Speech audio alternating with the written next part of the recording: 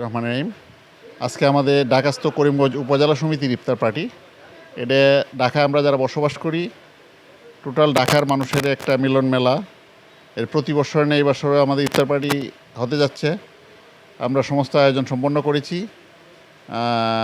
আমাদের প্রধান অতিথি জনাব জাহাঙ্গীর আলম মোল্লা, আশরাফ হোসেন পাবেল, শুভ্র সহ সবাই যথাসময়ে উপস্থিত হবেন।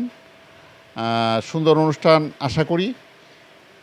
আমরা যাতে অনুষ্ঠান সাকসেস করতে পারি আমি সকলের কাছে দোয়া চাই, কারণ এটা বড় অনুষ্ঠান। খন্দকার রোপটপ রেস্টুরেন্টের 11 তলায় অনুষ্ঠানটা হতে যাচ্ছে। তো অনুষ্ঠানের মাধ্যমে আমি করিমগঞ্জবাসীকে বার্তা দিতে চাই যে তারা ঢাকায় যারা বসবাস করেন সবাই আমরা এক ছাতার নিচে বসবাস করব। আমরা করিমগঞ্জ সমিতিতে যারা সংযুক্ত হই নাই তারা করিমগঞ্জ সমিতিতে সংযুক্ত হবেন এবং করিমগঞ্জ সমিতিকে উত্তর সমৃদ্ধি করবেন, এইটাই আমি কামনা করি। পাশাপাশি করিমগঞ্জ তথা আমরা বৃহত্তর ময়মনসিংহের লোকজন সহ আমরা বৃহত্তর ময়মনসিংহ সমিতি আছে, কিশোর সমিতি আছে, অনুরূপ করিমগঞ্জ সমিতি। তা আমরা করিমগঞ্জ সমিতিকে সমৃদ্ধশালী করতে চাই।